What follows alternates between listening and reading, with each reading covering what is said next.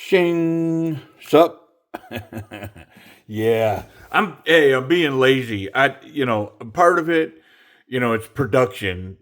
For me to put the little logo and stuff in there, I gotta completely copy the whole video again, and so I'm kind of punking out so that I could, because most of my video, like, they're one shot. I don't, and that's why there's so many mistakes in my video, probably versus other people. Not to mention they're smart, I'm dumb.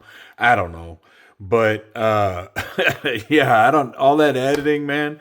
I'm in the middle of selling my house and trying to do a lot of stuff. We're trying to get moved for my daughter for her senior year, and I don't. What do I do with these? Ricky Bobby. But anyways, so yeah, I'm trying to cut down on my production time and keep content coming because I dig fondling knives. Hey, this is a Tenable, and it's the Fenrir, so it's the Tenable version of the Concept Fenrir. This one's blackwash 14C28N with purple G10, and I borrowed. Oh, look, the sticker is going to allow me to sneak in this one. How about it? But we'll show it as a open box thing, or they will. But this is the Tenable version, which is the budget line for Concept. And so the Tenable version, they redo a lot of the Concept models, but with budget materials. And the models change a little bit. So it's got steel liners, a steel spring, Bruce Spring steel pocket clip, deep carry, purple G10. It's a button lock, and it's got black washed. I mean, the liners, the pocket clip, and the blade are like a black wash, kinda. But it's in 14C28N. Yeah, so look at that action. Come on, man. And so I have never handled Fenrir. Is it Fenrir? I don't know. That's what I'm calling it. So somebody will correct me down below if it's not right. I know I'm not going to research it to try to be right because it doesn't matter that much to me. Yeah, what's that scene from Jim Carrey movie? Hey, man, guy, I can't remember his name because he's not that important to me. Yeah, that's kind of how I feel about these names of these knives. I'm not trying to minimize the name of the knife. I'm sure somebody took the time to think that through and it's got rationale behind it. It's just not that significant in my world. It's a Greg Schaub design, and I love the little, like, it's like a bird skull logo, maker's mark. Pretty cool. I've seen it on other knives too. So Greg's been around for a while. Yeah. How's the lockup on this button lock? Ooh, there's a little bit of wiggle in there. Let me do this. Is there any play in there? Not really. Yeah, it's got a little bit of wiggle. I might have to try to put a little tension on that spring. Interesting. Yeah, so yeah, most definitely. And yipper. Yeah, buddy.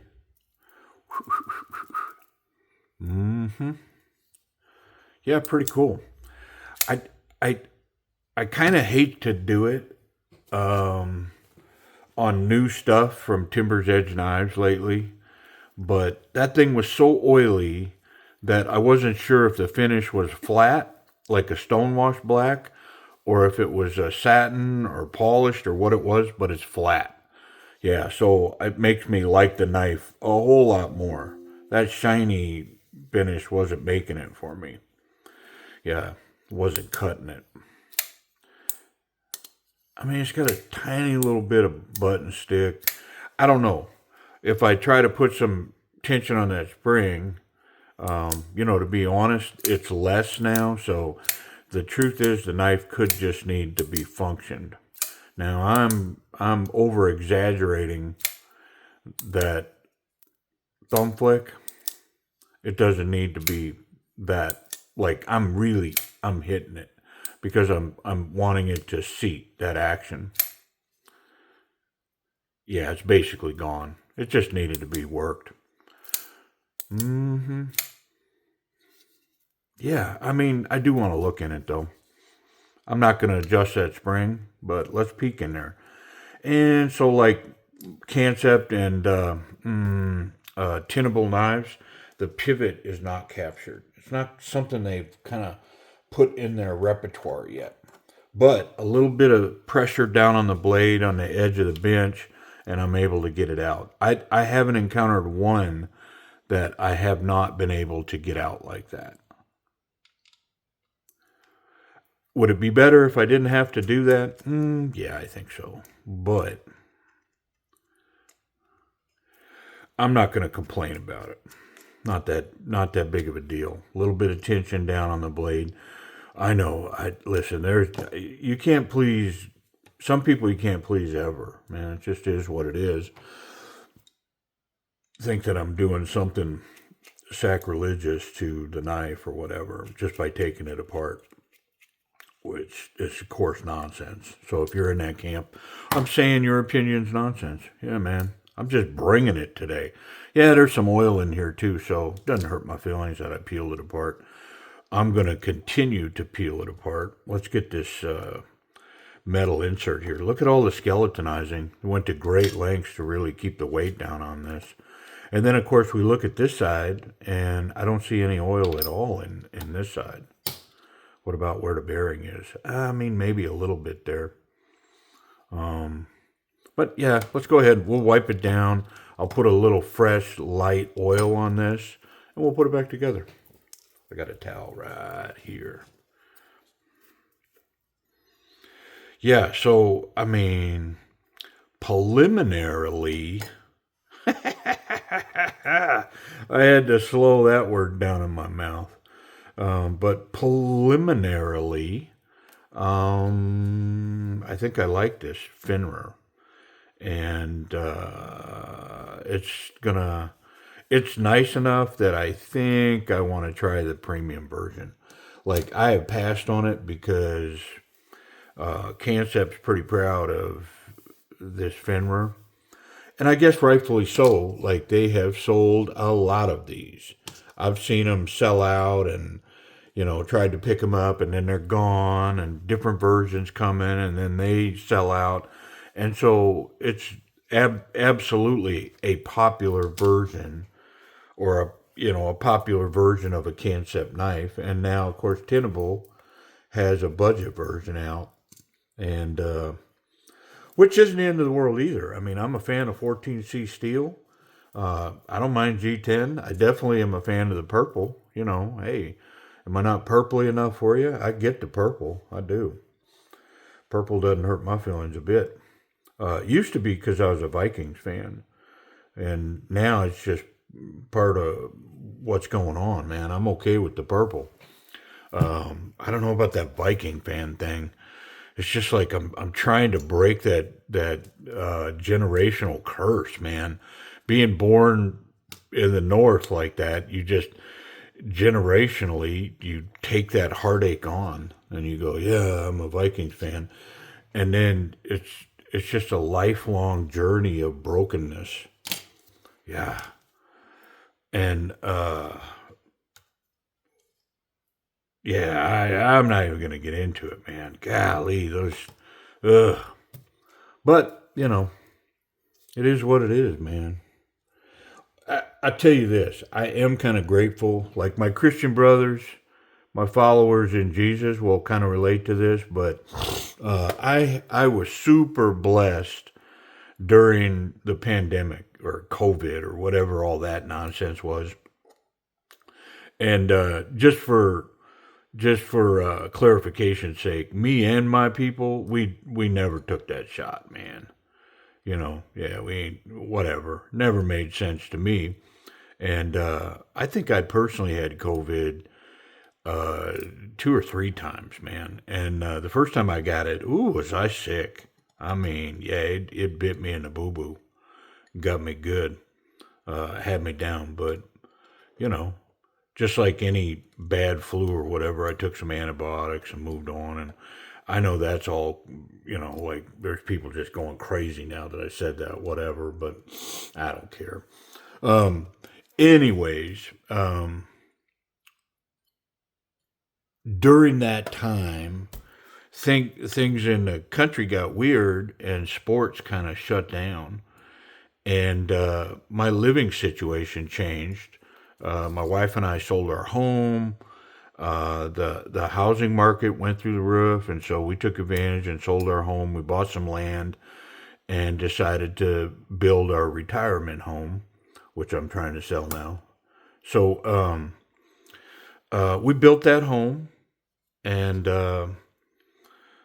but while we were doing that, we lived in our grandson's bedroom, basically like a 10 by 10 bedroom, and in my daughter's house.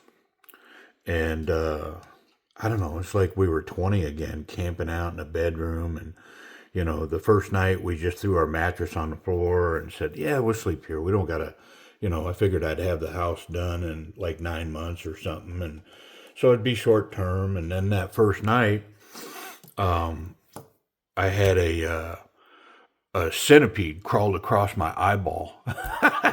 And I reached up, I was like, what? And I squashed it. And, and then I found it was in the bed, turned the light on, and it was in the bed squiggling around a big hairy centipede. It was like, oh, I don't know if this is going to work, man.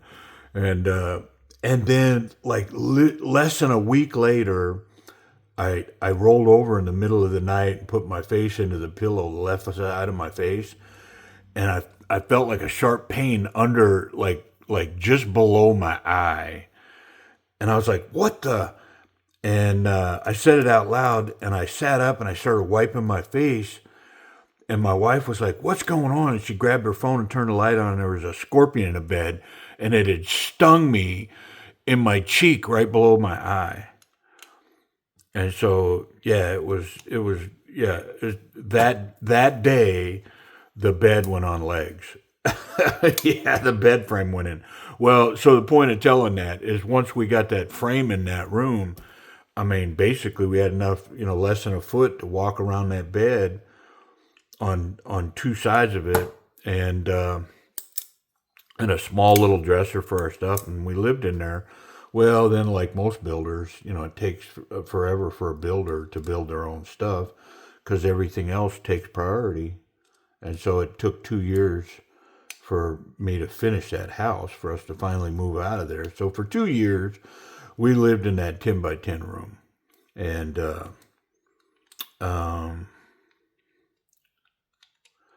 so in that space, I stopped watching sports.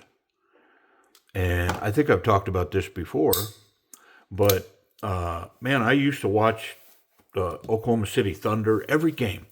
So, if they played Tuesday night, I'd text the wife and go, hey, Thunder played tonight. And so we'd cook out, have friends over, and watch the game. If they played again Wednesday night, we'd watch that game. We'd go to the game. We'd go to Oklahoma Sooner football games. If the Vikings played on Sunday, then, after church, we're watching Viking football. And so during that COVID nonsense, whatever, I stopped watching sports. And so, to be honest, I'm kind of loose of all that, and I'm grateful for it. Like, it's amazing how much time I spent watching a game, and there's so much better things I could be doing. Like right now, instead of watching a game, and this is actually on a Sunday at like 2 o'clock in the afternoon. So instead of watching football, I'm hanging out with y'all. Yeah, nonsense. Yeah. I'm not saying that I don't watch football, because I do, but it is absolutely not my priority. Hey, man, let's talk about this knife now. So it does have some button stick in it. And so I'm going to run this action like I did the first time. I'm just going to kind of overly aggressive throw that out a little bit. Because, I think sometimes we get a knife and it's got button stick on a button lock and we write it off. We go, oh, yuck. When in fact, a lot of times it just takes some working. I guess that's true with liner locks and frame locks and, knives in general. Even fixed blades going in and out of a sheath. When you first use it, it's like, not quite. But it breaks in. It's like a good pair of cowboy boots. Break them in, man. Yeah, it's definitely getting better. Well, let's talk about the action. Reverse flick, very nice. Snappy, thumb flick, super nice. Very intuitive. Grab onto the knife, boom. Yeah, and then of course it's got the button. It's got a little button stick, so I'm going to give it an A minus. Only because you can hear it, you can feel it. It's not overly done. It's not that I can't unlock the knife. Here's the thing about button stick. One of the reasons I don't freak out about it is because the button stick's not keeping me from deploying the knife, right? So like if it's stuck here and it caused me to false deploy the knife or to fail it or whatever, if I went to use the button here and then it didn't deploy, it's like I went and it's like, oh wait, and so I had to double clutch it. That's a problem. The fact that if it's got a little stick here to close the knife, here's my mindset on it. Who cares? It's not the end of the world. Like for me to close a knife, if it's not perfect, it's not anything near like if it causes me to hang up to open the knife. You follow my logic on that? Like, I'm done cutting. I'm done with whatever I needed it for. I'm putting it away now. So even if I had to, like on a slip joint, I mean, I have some knives that I have to reach up and close with the other hand. Or, ooh, man, that will check your glucose for sure. Let me look off camera. Might have got me being frivolous here, man, and it stuck me. Yeah, so even if I have to close it with the other hand, or I depress the lock and have to use my leg or my pant leg or whatever, it's not the end of the world. I have knives that do that. So the button stick is in that same category. It's not when I open the knife, it's just closing the knife. So a little button stick doesn't bother me in the least. I know that's a long way around to get to that, but I'm going to give it an A minus because it's super smooth. And of course, once the stick goes, yeah, it's gravity, drop shut.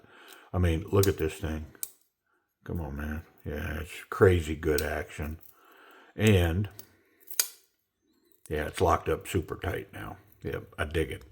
Ergonomics. It plays into my grading of the action probably because the ergonomics are really good. It's thinner here, gets thicker to the back. And man, that's the way I like them because when you squeeze hard on it, it pushes my hand forward into the knife versus making me squeeze and feel like the harder I squeeze, the more my hand wants to come off. When they're thicker in the back, presses me forward. Nice ramp for the thumb. A little bit of jimping there. It's kind of inconsequential, but man, is this good right here. Not so confident, very confident. This thing will rock. This is deep enough and thick back here with this platform for the thumb that this thing will rock right up to a confident grip. Yeah, 100% I could go forward and be confident with that. It does have this choke up for slice ability. The thumb stud, the thumb stud and the opposites, I guess thumb studs, right? One's a thumb, the other one's a front flicky. I don't know, whatever this side's called. I'm at a loss. But it's almost right behind this tip of the knife, so I don't think it's going to impact the sliceability of this. So what a tall, thin, flat grind blade. This thing's going to be really slicey. And of course, this reverse grip, this falls away from the thumb. I can cap this really well. Super confident grip. My fingers get to grab the clip here. I dig it. Yeah, if that's your grip, man, this thing's got it. And then, bonus check because I absolutely can lock in here behind the blade with my palm tucked in, cap this with my thumb. It's not as good as this. This is perfect. This is off just slightly, but even so, me personally, I'm here versus here. Yep. Let's check pocket clip. Pocket clip check. Golly, am I jibber jabbing? I mean, I have had a couple of cups of coffee this morning, so maybe that's what's going on. Oh, nice deep carry. Look at big tall clip, deep carry, maybe less than a quarter of an inch sticking out of the pocket, just a little dimple of that purple, but subdued, flat black, stonewash. I like it. It's pretty slick coming out of there. I'd almost recommend putting a little extra tension on it if you got it. Pull those screws, pinch that tight a little bit, put a little extra tension on it because it is very smooth coming out of there. Especially if you're going to back carry this knife, back pocket carry. Because, of course, if you run or you tumble or whatever, you want a little extra tension on it so it's not going to come out of that pocket so that when you go to find this knife, it's where you left it. But with that said, let's check it for safety. Yeah, so no blade contact, no tip contact. So clip's good, tip's good, and I can handle a knife any way I want without catching the sharp edge. What about the detent that's created with that spring? Holding that blade in. It hangs up right there. That's kind of odd. Yeah, it kind of catches it right there, and then it closes it. I wonder if I can shake that out. I can. Yep. I mean, it almost begging me to put a little tension on that spring. Yep. I'm going to try it. See if it makes that stick worse. It might. All right. Well, I'm a degenerate. Since I'm doing all that spring stuff, I'm going to go ahead and adjust this Bruce Springsteen clip. Here's what you do. You take it off, and then you can squeeze that end together a little bit like that, and that's going to create more tension on that clip. Protect it with a towel, and so it doesn't get any marks on it. You can't even, you'll not notice it. Once I put it on, you'll never know that I did it, other than it's going to grip a lot better. I did expand. Did I not wipe this off? Maybe I didn't wipe that scale off. I don't know. But that oil went straight back to that same spot. It's coming off of these bearings, I'm sure. I did add a little bit. I stretched that spring just slightly. And so we'll see. I mean, it's just as likely I'll have to take it apart again and take that tension off of it because the button stick gets exponentially worse. But we'll see.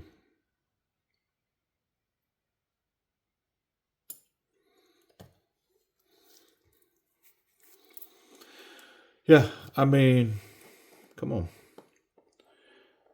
That's what I like to do. Fun. Especially if that action changes and for the better, right? I know the pocket clip's going to be better because that allowed me to put a lot of bend on it, and so it's going to grip a ton better. We'll check it as well. All right, let's try this. The button stick's actually better. It's a little more crisp. It's not muddy. And honestly, it kind of felt muddy before. The action really hasn't changed. Very smooth, drop shut, blade centered. Let me see if I can throw that blade out. Oh yeah, it didn't change nothing. Part of it is just the shape of the blade, where the weight falls. But the detent with that button is such that, and when I did this the first time, I kind of went, betcha I can throw that out. Yeah, same thing. It's pretty light right there. Yeah, so the blade will throw out. Yeah. I adjusted that spring, so let's make sure the action locks. Yeah, 100%. All right, well, I'm going to mount the clip, and we'll put this thing back together.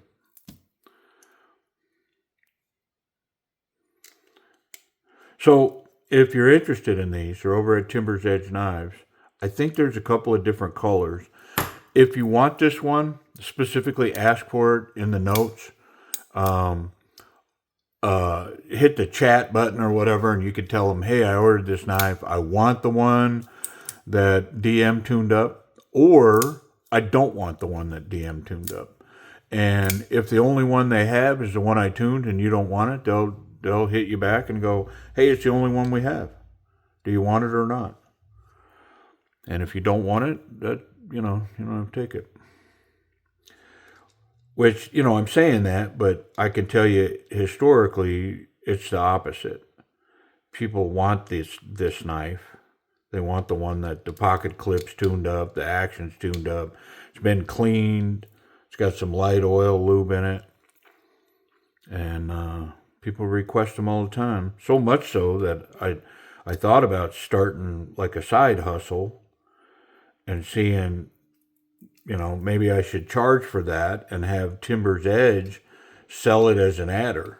Like a lot of knife sites, you can put an adder and get a knife engraved. Well, I was talking to Timber's Edge to see if they would, do an adder to have me tune a knife. Well, the more I thought about it, the more I was like, yeah, I don't know. Let's say I charge $12 for this or whatever. It's not worth me locking up my time. You know what I mean? Because, like, if you bought a knife on a Monday and said, hey, I want that, well, you'd want the knife to ship within a reasonable amount of time. Definitely, let's say 2 days. If you bought it on Monday, you'd like it to ship by Tuesday or whatever. Well, I'm not locking in on that. Where I've got 3 knives that I need to tune up, and I might not be available Tuesday or Wednesday. You know what I mean? So I chose not to, but I digress. If you're interested, just say, yeah, hey, can I have the one that he tuned? And they'll let you know if they have it or not. Pocket clip. That's what I was going to do. I knew I had something. So there is a ton of tension on this clip now. Yeah, so I want to run it. Standard jean size material represented there. And oh yeah, it's an absolute dryer clip now. I could put that in there, throw this in the dryer, and tumble it around for 20 minutes. When I took it out, this knife would still be right there. Yep, what a vast improvement on that. 2 things left. We checked the lock. All right, 14C, Tenable, Cansep, big tall flat grind. This thing, it looks crazy sharp. I hope it is.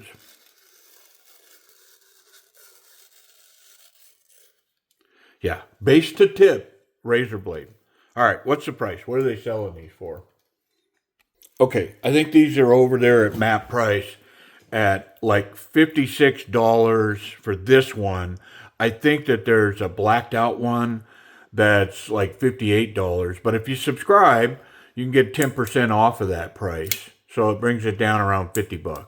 Yeah, so pretty cool. I mean, 14C... steel liner, G10, and the design of the knife overall is cool enough that yeah, I'm gonna pursue. Because I've seen this knife 100 times plus, right? And I thought, man, I like it, right? Well, now I've had one in my hands.